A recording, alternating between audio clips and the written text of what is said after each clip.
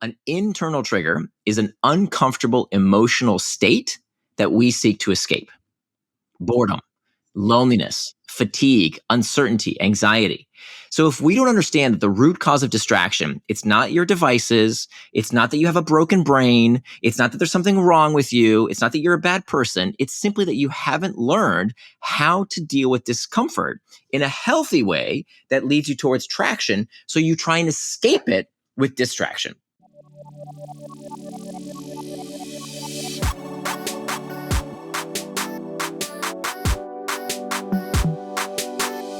Hello, my loves. Welcome back to the Lavendaire Lifestyle Podcast. It's Eileen. Today's episode is such a good one. It can literally change your life. So we uncover why we get distracted and how we can hack our behavior and take back control of our time.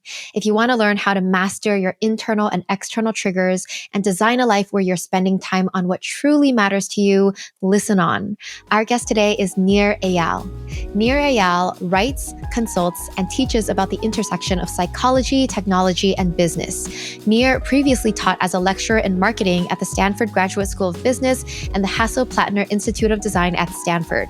Nir co-founded and sold 2 tech companies since 2003 and is the author of 2 best-selling books, Hooked, How to Build Habit-Forming Products, and Indistractable, How to Control Your Attention and Choose Your Life. His books have resonated with readers worldwide, selling over 1 million copies in over 30 languages. Hello, Nir. Welcome to the podcast. How are you feeling today? I'm doing great. It's great to see you. Thanks for having me. Thanks for being here. Okay, so Nir, you've had an amazing career, like tech entrepreneurship to teaching at Stanford, writing best-selling books. What inspired you to explore habit-forming products and behavior change?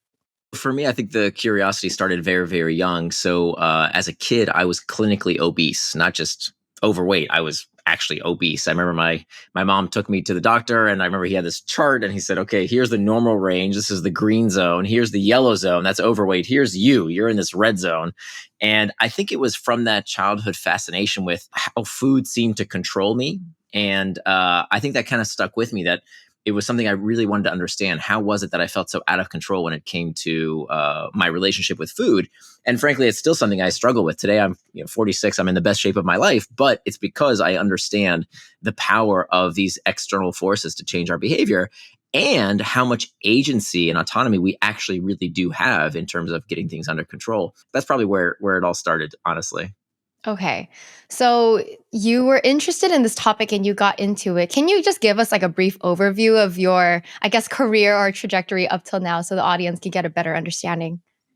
Sure. Yeah. So I'm what you call a behavioral designer. So I help companies build products and services that get people hooked for good.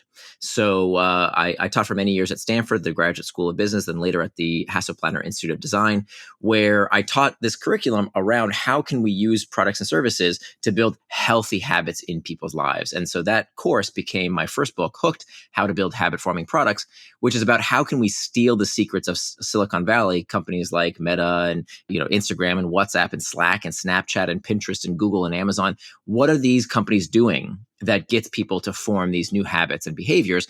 And how can we take that same psychology and use it for good?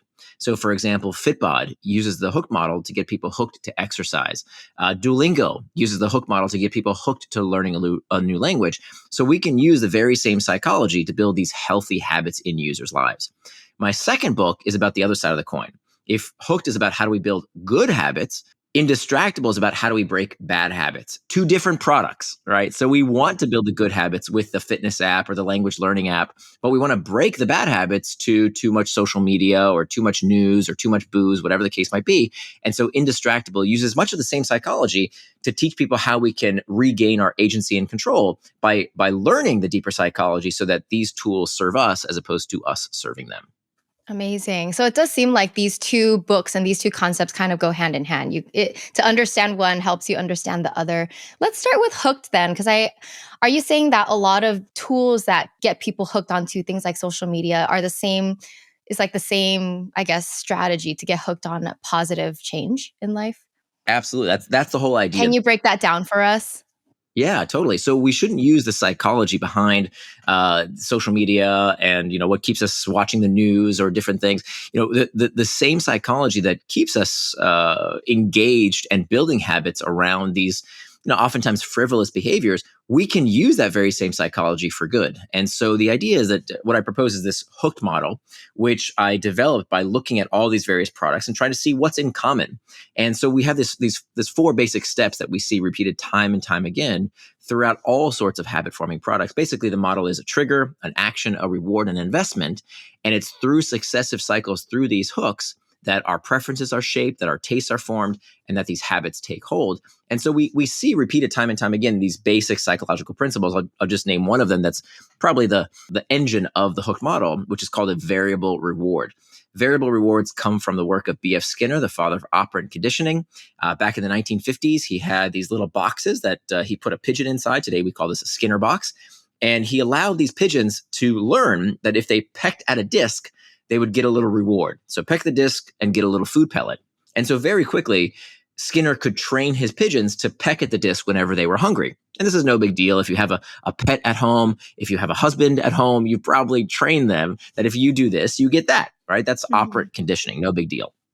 But then one day, Skinner walks into his lab and he realizes he doesn't have enough of these food pellets. He's run out and he doesn't have enough for the whole day. And so he can only afford to give it to the pigeons every once in a while. So sometimes when the pigeon pecks at the disc, they receive the reward, but other times they don't.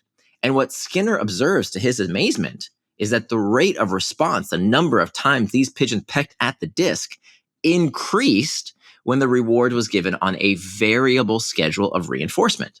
And so this really explains why we are so engaged with all kinds of forms of media that have an element of mystery, right? If you think about the news, why is it that people can't stop watching the news? We call them news junkies because the first three letters of news, N-E-W, it's about what's new. It's around what's different. What do we not know? Nobody cares about last month's news. We care about what happened that we don't yet know, what's uncertain, what's variable, what's the mystery around what's going on. Think about what makes for a great book, what makes for a great movie. It's all about the unknowns, the mystery. Why do we love to play slot machines and gamble, right? Because there's games of chance. It's uncertainty. It's variability. Why do we love social media? Because that scrolling and scrolling and scrolling uses the exact same psychology as pulling on a slot machine. It's all about these variable rewards. And it's not necessarily bad or evil. It's that we can use that same psychology for all kinds of healthy behaviors. So when you use a language learning app or a fitness app or a personal finance tool or an enterprise software, the idea is that you want to build those products with the same exact psychology so that people want to use the product as opposed to feeling like they have to use the product. Yeah, that makes so much sense. It kind of taps into people's curiosity and need for something new. What is example of how you would apply that to like your own life, like creating variable rewards for yourself? Is that something that you can explain? Hooked is really for product makers. It's how to build habit forming products. Okay. You can learn from it. And you could probably apply things here and there, but really it was targeted to people who are trying to build a product or service. Now you can use certain elements of it, but it wasn't specifically designed for that. Whereas Indistractable is for everyone. That's really about anyone who's struggling with distraction. How can you make an experience something that doesn't take you away from what you really want to do, away from your values? But you can certainly see how you could use, for example, variable rewards in your day-to-day life. One technique that I talk about in Indistractable is called temptation bundling. And temptation bundling is a technique developed by Katie Milkman. And what she espoused is that you can take something that's rewarding from one area of your life and use it as the variable reward for a different area of your life. So for example, I have a rule that I never read articles online. Okay, so if I'm online and I see an interesting article, I never read it on my desktop. I only read it when I send it to this app on my phone called Pocket, and Pocket has a text to voice function. And so my rule is I can only consume that content when I'm exercising. Why? Because now I took something that I didn't really want to do. I don't really want to go exercise. It's not that much fun. And the reward is that interesting content. And of course, and if it's good content, if it's a good podcast or a good article or whatever, it's going to have that variable reward. It's going to have the mystery of, well, what's the answer? What's the conclusion? And so I use that variable reward from one area of my life so that I'm not, scrolling and scrolling on my desktop when I should be working. And instead, I only get to consume it while I'm exercising. let's take a moment to thank Shopify for sponsoring today's episode. Imagine looking back on 2025 and saying, that's the year I finally made it happen. If you've been holding on to a business idea but aren't sure where to start, let me tell you, Shopify is the way to make it happen. For the past 6 years, I've trusted Shopify to host the Lavendaire shop. Shopify makes it simple to create your brand, open for business, and get your first sale. Their powerful social media tools let you connect all your channels and create shoppable posts and help you sell everywhere people scroll. Get your store up and running easily with thousands of customizable templates, no coding or design skills required. All you need to do is drag and drop. Established in 2025 has a nice ring to it, doesn't it? Sign up for your $1 per month trial period at shopify.com/TLL, all lowercase. Go to shopify.com/TLL to start selling with Shopify today. That's shopify.com/TLL. Okay, so let's move on to Indistractable since we started talking about that. Let's go back to how do you define distraction and why are we always distracted? Is it just a human thing? Yeah, it definitely is actually. And so that goes against what I think most people believe these days, which is, oh, it's this new phenomenon that somehow our phones created and social media created and the modern world created. And nothing could be further from the truth, because we know that 2,500 years ago, Plato, the Greek philosopher, was talking about distraction. He called it in the Greek akrasia, the tendency to do things against our better interests. And so the message I want people to understand is that distraction is nothing new. People have always struggled with distraction. And I think it's very unhealthy to think, oh, this evil technology is hijacking our brains and these awful algorithms from these big tech companies are making me do things. If you believe that, you believe exactly what the tech companies want you to believe. They want you to believe you're powerless, because when you believe there's nothing to do about a problem, what do? Nothing. And that's what they want. Mm-hmm. And so what I'm trying to tell people is that these companies are good, right? The techniques are good and they know how to get you hooked. And I know how they get you hooked. I wrote the book Hooked. I know all their tricks. Yeah. These techniques are good. They're not that good, right? You do have personal autonomy and agency if you believe you do. So the biggest thing you can do if you want to regain your focus is to believe you have power. If you believe you're powerless, it will be true. There's nothing you'll do about it. So that's the first step, is to believe in your own power and agency. Now, to do that, let's understand what is distraction, right? A lot of us we think we know what distraction is, or we think we know what the problem is, but we haven't really stopped to define it. So let's talk about distraction. The best way to understand what is distraction is to understand what is the opposite of distraction. If you ask most people what's the opposite of distraction, they'll tell you it's focus. That's not exactly right. The opposite of distraction is traction. Of course it is. Think about the word traction and distraction. They're opposites. They both come from the same Latin root, trahare, which means to pull, and they both end in the same 6-letter word, A-C-T-I-O-N, that spells action, reminding us that distraction is not something that happens to us, right? We like to say, my phone rang, or my kids interrupted me, or my boss needed me, that this happened to me and I got distracted. No, distraction is an action that pulls you towards something you didn't want to do. Okay, away from your intentions, away from your values, away from becoming the kind of person you want to become. That is an act of distraction. The opposite, traction, is any action that pulls you towards what you said you would do, things that you do with intent, things that move you closer to your values and help you become the kind of person you want to become. So now that we know the difference between traction and distraction, we can actually start getting a grip on it by understanding what is the difference. What is the difference between an act of traction and an act of distraction is one word. And that one word is intent. You see, as Dorothy Parker said, the time you plan to waste is not wasted time. So we need to stop moralizing and medicalizing these perfectly normal, fine behaviors. There's nothing wrong with going on social media. There's nothing wrong with listening to a podcast. There's nothing wrong with enjoying Netflix. Stop feeling guilty about it. Rather, do it on your schedule and according to your values, not someone else's, certainly not the tech companies. Right. You're saying if you have the intention to be on social media or watch Netflix, it's totally fine because it's the intent. And Exactly. I love your definition of distraction and traction makes it about the person's action. Like, it's not the text that distracted me. It's my choice to do something after that trigger, right?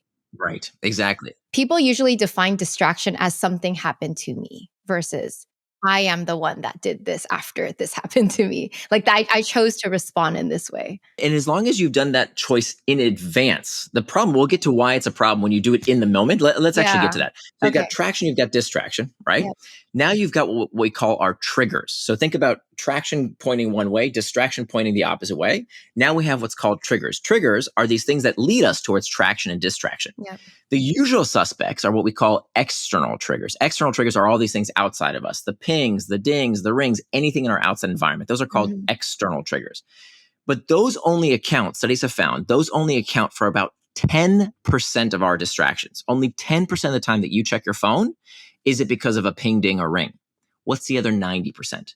The other 90% of the time that we check our devices, that we get distracted, it's not because of an external trigger, because of what we call an internal trigger. What is an internal trigger? An internal trigger is an uncomfortable emotional state that we seek to escape. Boredom, So good. Yep. loneliness, fatigue, uncertainty, anxiety. So if we don't understand that the root cause of distraction, it's not your devices, it's not that you have a broken brain, it's not that there's something wrong with you, it's not that you're a bad person, it's simply that you haven't learned how to deal with discomfort in a healthy way that leads you towards traction. So you try and escape it with distraction. Yeah. But if you don't understand the root cause, whether it's too much news, too much booze, too much football, too much Facebook, you are always going to get distracted by something or another unless you understand the root cause of the problem is our inability to deal with discomfort. And why are we unable to deal with discomfort? It's because we never learned. It's just a skill like any other.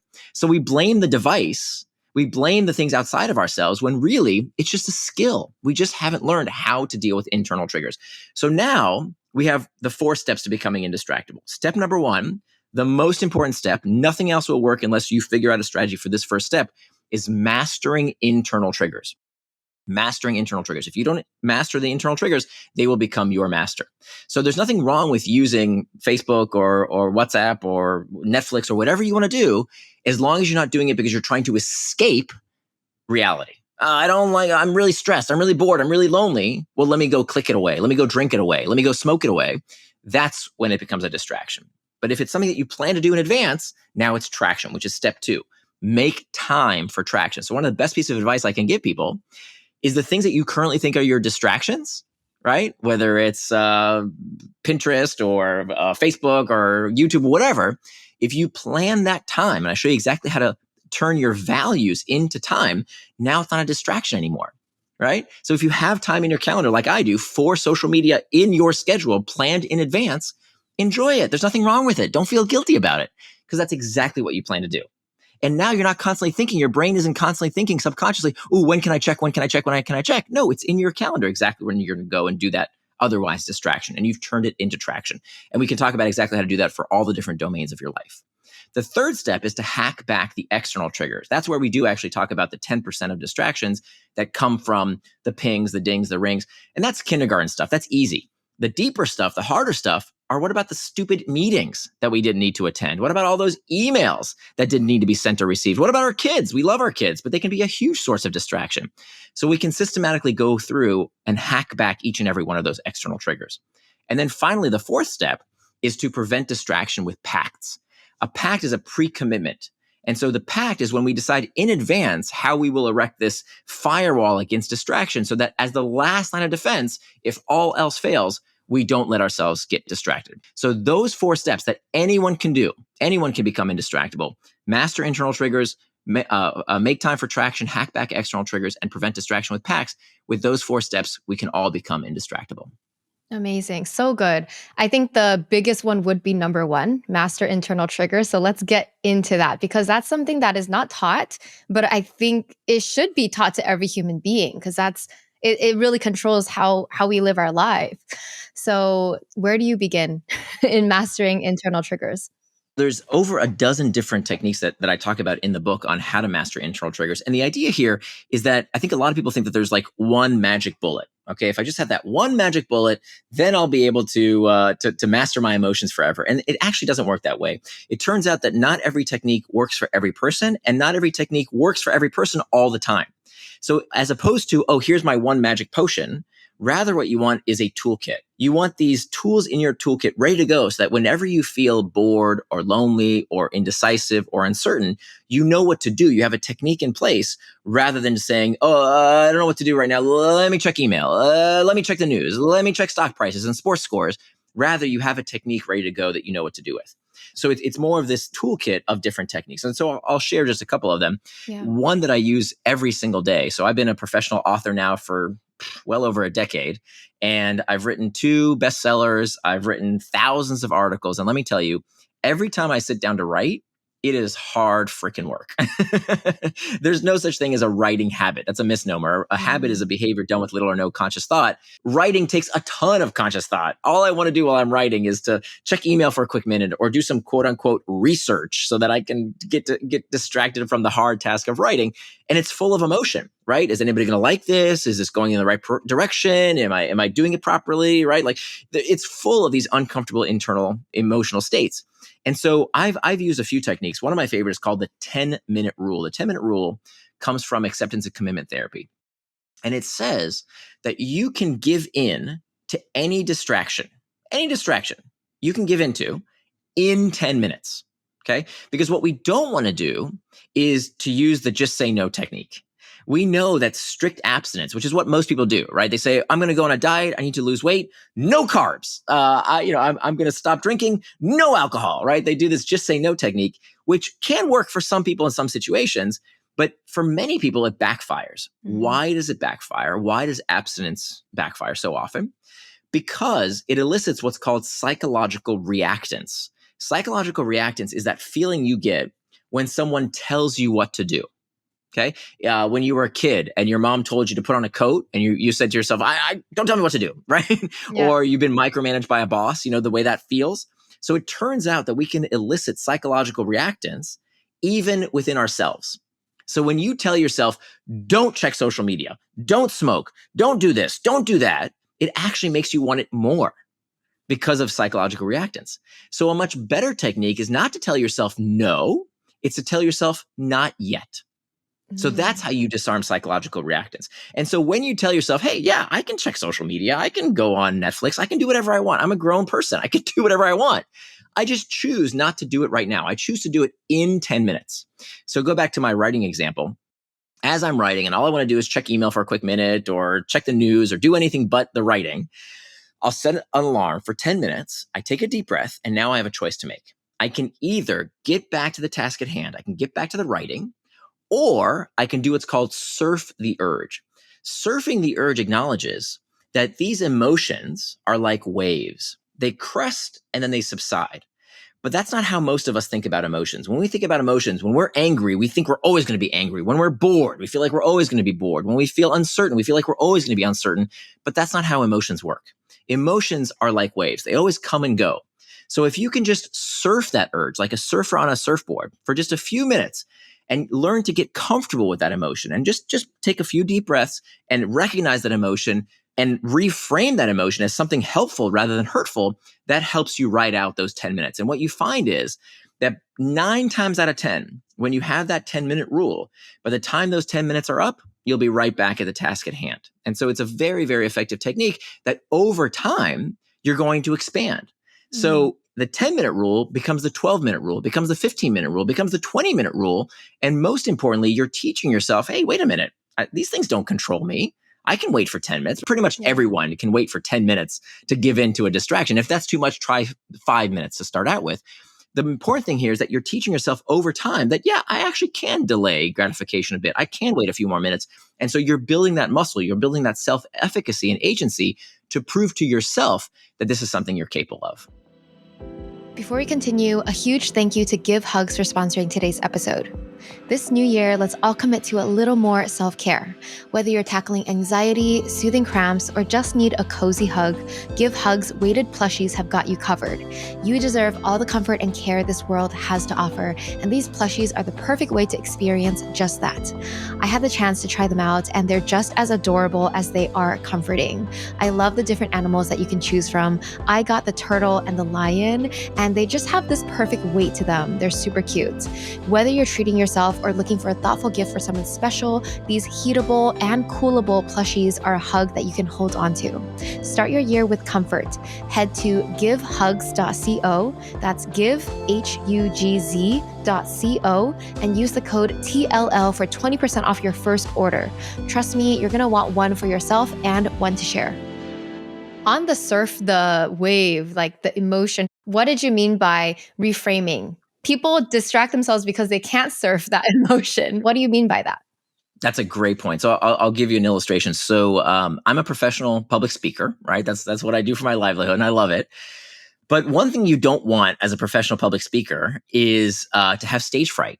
And so for many, many years, I've had terrible stage fright. I'd be about to go on stage and I'd feel my heart racing and I'd feel my armpits would get sweaty and my throat would get dry and I'd get really nervous. And I started telling myself this narrative of, you know what, maybe this isn't for me. If I was a real professional, I wouldn't feel this way. And what's wrong with me? Why can't I get my emotions under control? And I started getting myself into this anxiety rumination loop, which really hurt me. And so it wasn't until I started doing this research with Indistractable that I learned how to reframe that emotion. Okay. And there's a big difference between an emotion and a feeling. We should clarify that. An emotion, emotions and feeling, people use those words interchangeably. There's a big difference. An emotion is defined as a physiological response. Okay. Your heart beating, your armpits getting sweaty. That's a physiological response. Those are symptoms of an emotion. A feeling is the psychological interpretation of that emotion. So we don't control the emotion. We don't control the physiological response. Every time I speak on stage, actually speaking to you right now, I still feel my heart pounding. I still get the sweaty armpits. I still get the same exact physiological sensations. But I choose to reframe the feeling. So before I had this narrative in my head, this feeling that I was inadequate, that I was insecure, that I was unprepared, these feelings of the interpretation of the emotion that were not serving me. And so as I looked at the psychology literature, I realized that was just a story I was making up, and I could choose the story any way I want. Yeah. So today, when I feel the same exact physiological sensation, the same exact emotion, I've reframed them. I've reinterpreted it. So now when I'm about to go on stage and I feel the same exact pounding heart, now I tell myself, okay, you know what's happening? My heart is beating faster to pump more oxygen to my brain so I can deliver my best possible talk. Wow. I love that. So Yeah. you can craft any story you want because feelings are just stories. Yep. The emotion you're not going to change. You're not going to change your physiological response, but you can absolutely change the psychological response. Yeah, I love that. I do something similar. It's like when I have this anxiety or nervousness, I try to reframe it as this is excitement, right? It wouldn't make me feel this way if it wasn't important. So it means all it means is I care. Perfect. That's a great example. And in fact, so now what do I do when you talked about when I surf the urge as I'm writing. So now what I'll do is in those 10 minutes when I'm surfing the urge, another technique that's in my book that I talk about is how to use a personal mantra. Now, my personal mantra, I'll share it with you. Yeah, you can make up your own, but the one that works for me in terms of helping me reframe that discomfort, as opposed to saying, oh, this is boring and I don't want to do this, and maybe it's not very good, or maybe I'm not very good. Instead, here's what I do. I take a deep breath. I close my eyes and I repeat this mantra. This is what it feels like to get better. This is what it feels like to get better. And I just say that to myself in my head silently, just a few times, just take a couple breaths. And now I've reframed it as, you know what? The fact that this is hard is the point. If it wasn't hard, everyone can do it. Now that's what makes my work special, is that it's difficult. That's what it's supposed to be. As opposed to, I think we have this culture that if anything feels bad, if I feel bad, if I'm not happy 100% of the time, then something must be wrong with me. Give me a pill, give me a potion, give me a therapy. No, feeling bad is part of the human condition. We should leverage it like rocket fuel to propel us towards traction rather than trying to escape it with distraction. I love that so much. That's so powerful. Like, listeners, repeat that part. I've done something similar where I'm really into affirmations. And so I recognize I procrastinate when something's hard. So I recognize it's a belief internally that says I'm afraid to do hard things. And so I had to flip it, be like, I can do hard things. I'm confident in doing hard things. Like you just create a positive reframe that helps you change it. Flip it around completely, right? So I had the same problem. And look, procrastination is always an emotion regulation problem. Okay. For the vast majority of people, they jump to, oh, I must have ADHD. I must have OCD. I must have this. I must have that. Some people do. It's very, very, very small, less than 1% of the population. So there's a 99% chance there's nothing wrong with you. It's just that you haven't become comfortable with discomfort. Yeah. So reframing something difficult as an opportunity, or framing it completely differently. Like, for example, what I've started doing lately is when I say, oh, this is hard and I'm procrastinating because this is difficult, I reframe it as, this isn't hard. Like, I literally start telling myself, this isn't hard. You know what's hard? Working in construction, being a garbage collector, working in the sewers. Like, that's hard. I get to write on a computer. It's not hard. Yeah, it's true. You're making it bigger than it actually is. And if you can just tell yourself it's not a big deal. I'd like to hear a little bit more about what's in your toolkit, specifically with something like emotional eating. Because I know you mentioned that's something that you overcame in the past that I think a lot of people deal with, right? So for people out there trying to break these bad habits, what else do you have to share? I used to be clinically obese, and it wasn't until, and thankfully I realized this at a relatively young age, but it wasn't until I realized why I was overeating. And it's kind of a harsh truth, because I think a lot of people will tell you that they're overweight because the food industry makes delicious food, and I live in a food desert, and it's this company doing this to me, and it's agriculture, and blah, blah, blah, blah, blah. It's all this big business doing it to me. And if I'm really honest with you, you know why I was overweight? Because I was eating my feelings, right? When I was lonely, I would eat. When I was bored, I would eat. I would eat when I felt ashamed about how much I had just eaten. And so I was using food as an emotion regulation device, which is exactly what we do with all distractions. At the end of the day, they're pacifiers, right? We check Instagram because we don't want to deal with our day-to-day. We look at the news because we'd rather worry about somebody's problems thousands of miles away than think about what's happening in our own life. So the first step is recognition, is understanding that these are just emotion pacification devices. And so I think it's really important to understand that this is the root of all human motivation. There's nothing wrong with you. This is a completely normal human reaction, because it's not just fascinating to understand why we get distracted. Why do we do things against our better interest? Which, by the way, is the exact same question Plato was asking 2,500 years ago. There's a deeper question about why do we do anything and everything? What is the root of all human motivation? We used to think that it was about carrots and sticks, right? You've heard this dichotomy, carrots and sticks, that we do things for the pursuit of pleasure and the avoidance of pain. It turns out that neurologically, that is not true. That we don't believe that anymore. That if you look inside the human brain, and we can now do this through fMRI studies, and we can actually see how the brain is processing information, it turns out that the reward system is not about the pursuit of pleasure at all. That in fact, everything you do is about one thing only. And that is the desire to escape discomfort. So in a way, the carrot is the stick. Okay, think about that for a minute. The carrot is the stick. That the way the brain gets you to do something, even if you think it's because you want to feel good, even the desire to feel good, wanting, craving, lusting, hunger, all of those things in the pursuit of feeling pleasure, the brain gets us to do by making us feel bad. So once you understand that the carrot is the stick, that there's only one reason we do anything and everything, it's to escape discomfort. That's it. There's only one reason for everything you buy, everything you click, everything you interact with. It's to escape discomfort, even wanting to feel good. Once you understand that fact, that it really is about the desire to escape discomfort, to me, it's very empowering, because it's not real. It's not objective reality. It's my subjective perception of discomfort. But if I learn these techniques to deal with discomfort in a healthier way, well, then it doesn't control me anymore. Now I can do something with that feeling, as opposed to becoming a slave to it. Right. I'm curious personally, how has this realization changed your life once you realize that everything is just about escaping discomfort? And if you're able to master that discomfort, then what? Do you have no more goals? Do you have no more desires? I don't know. How does that work? No, quite the opposite, actually. I try not to be too dogmatic about something, and I don't subscribe to a particular faith per se, because I want that desire. I want that lusting. I want that dissatisfaction. What I don't want is to escape it. I think a lot of dogmas will tell you to almost disassociate from that desire, that that's the ultimate nirvana, is to not want anymore. And I think that's a problem, because I'll be honest with you, and this is going to ruffle some feathers. there aren't too many Buddhists who have won the Nobel Prize, right? Because when you have this philosophy of not wanting, of disconnecting, and I'm probably butchering the philosophy, so this is just a very layperson's interpretation. Yeah. But just a person with pure peace and no desire, no need for attachment, anything. Exactly. Yeah. On one hand, they could be enlightened, but on the other, you're saying they're not making an impact or doing something. They're not making traction. Exactly. Exactly. So in fact, it's the desire to escape that discomfort that is the problem. Mm. Why do I say that? Because it's completely unnatural.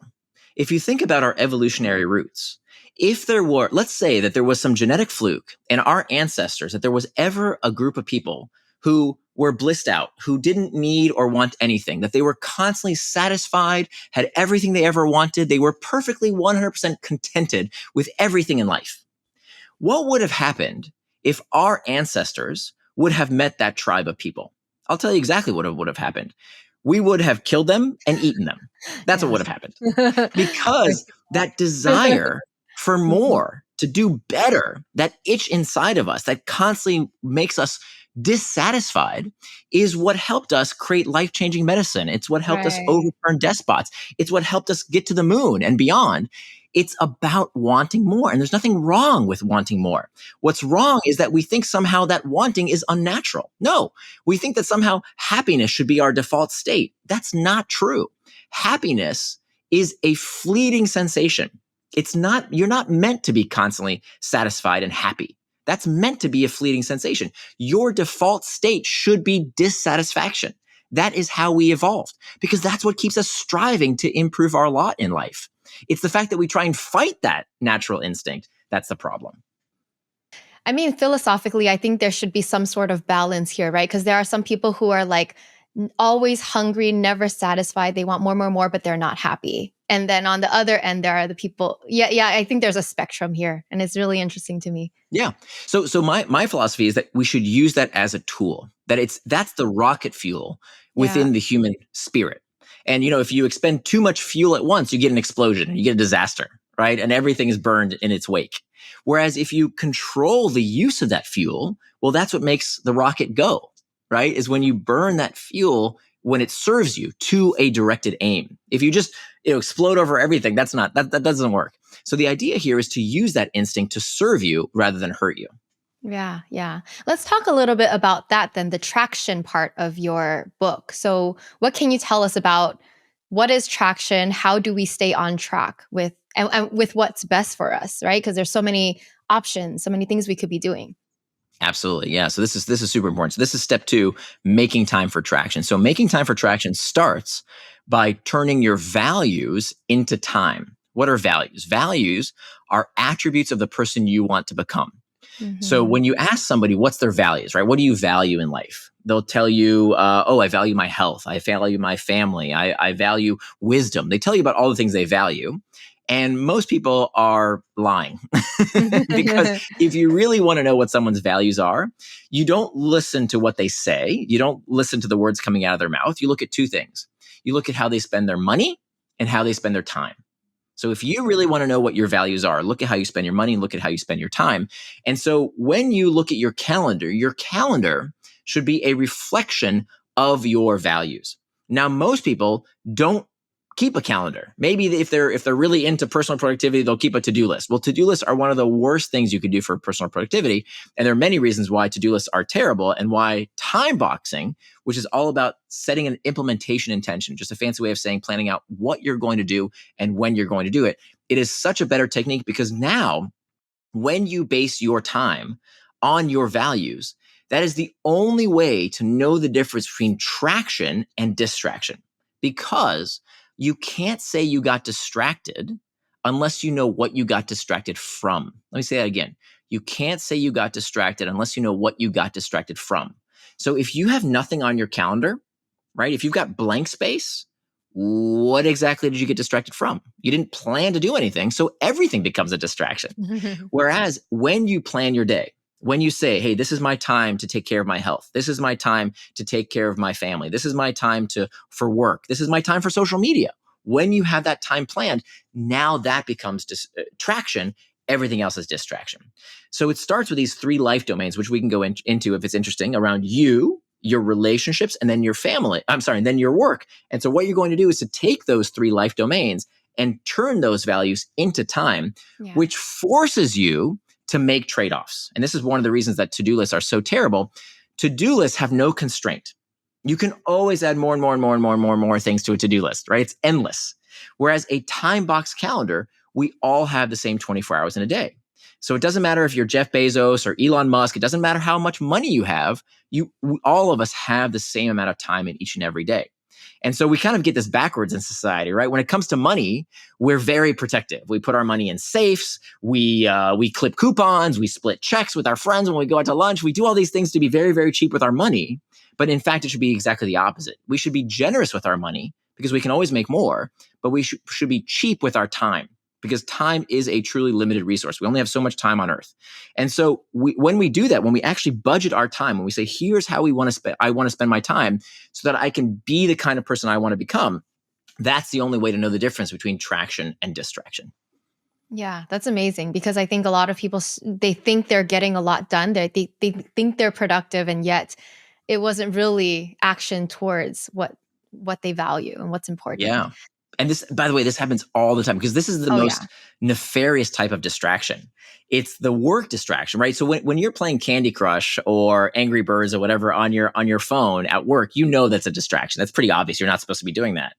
But we don't think about the work-related tasks of, I'm checking this email, I'm going to this meeting, I'm doing this other task. Well, that's work tasks, right? I have to do that at some point today.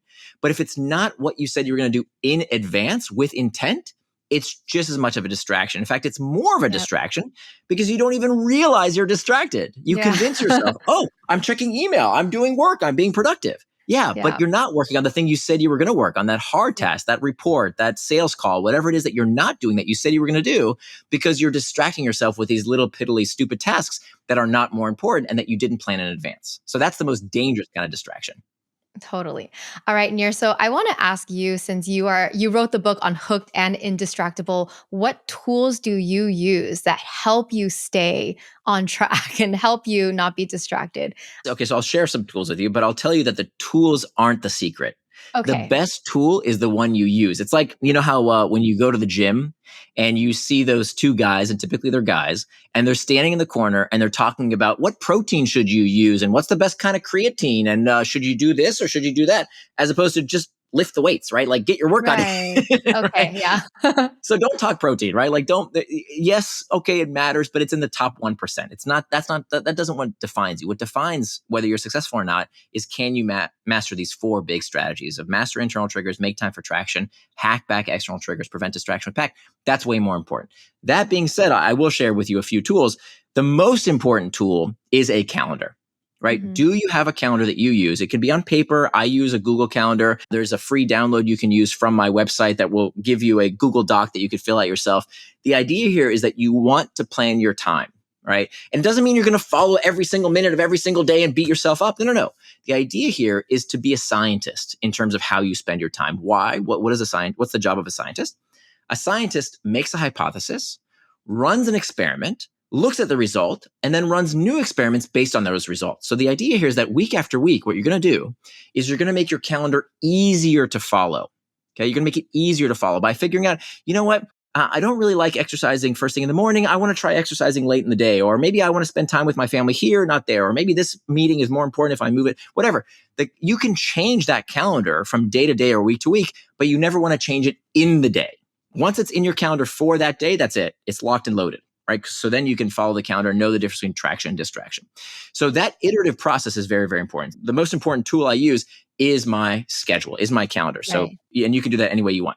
Another tool I love that I mentioned briefly is this Pocket app that every time I see an article or any kind of content that I want to consume, I don't want to do it on my desktop because I know those things are designed with more link bait and more hyperlinks that will take me away and lead me down this content vortex.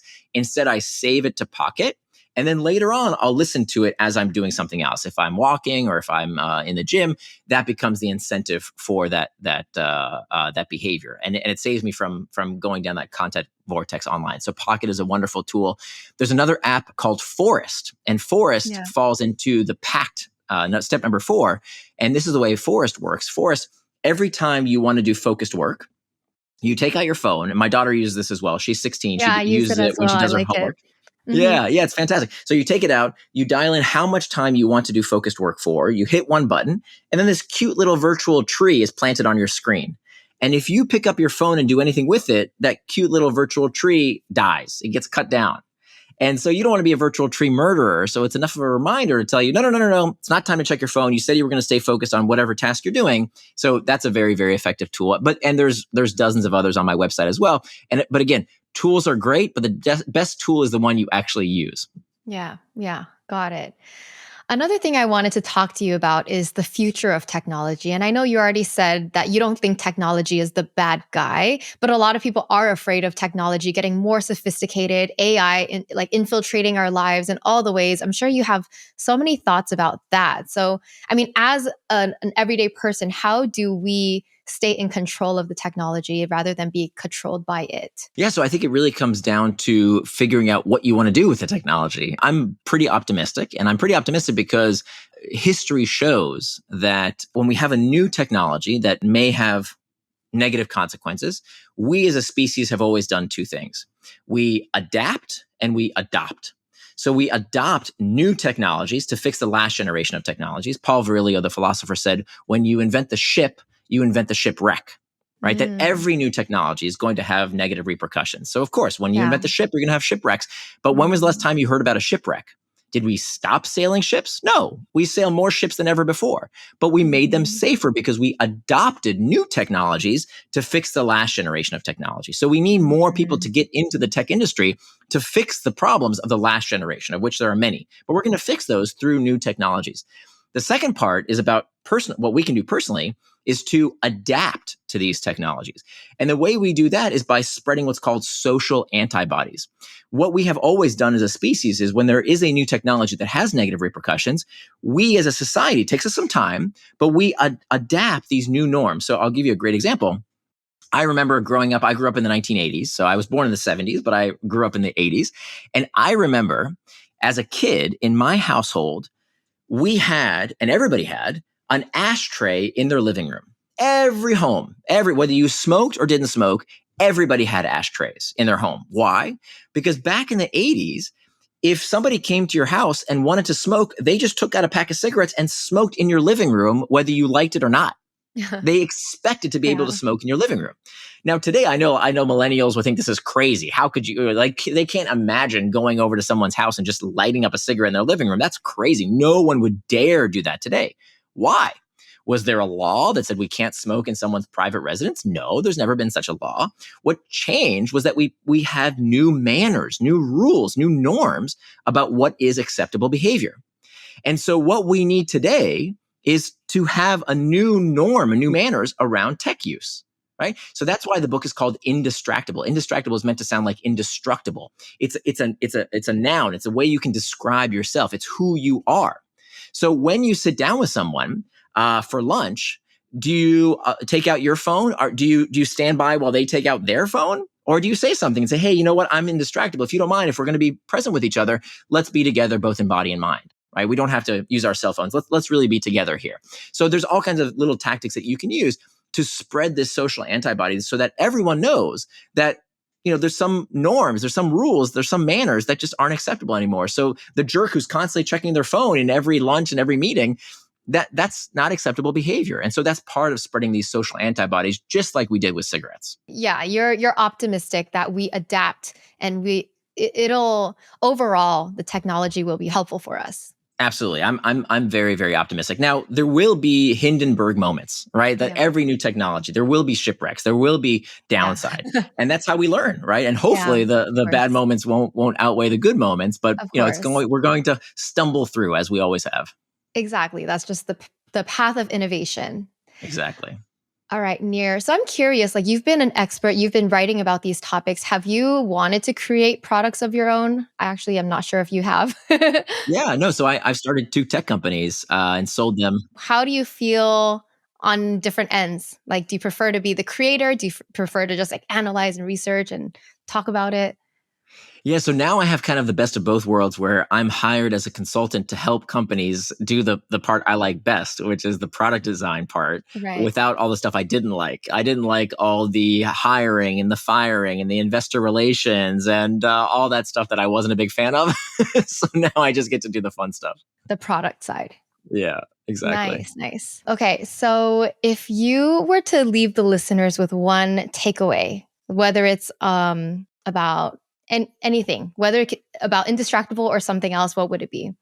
Most important takeaway is this, is that the antidote to impulsiveness is forethought. Let me explain that. The antidote to impulsiveness is forethought. That when we leave these temptations to the last minute, we will lose. So if the cigarette is in your hand, you're going to smoke it. If the chocolate cake is on the fork on the way to your mouth, if you're on a diet, it's too late. You're going to eat it. If you sleep next to your cell phone every night before you go to bed and you wake up first thing in the morning, you're going to reach for your cell phone before you even say hello to your loved ones because it's too late. You've already lost. You left it up to the last minute.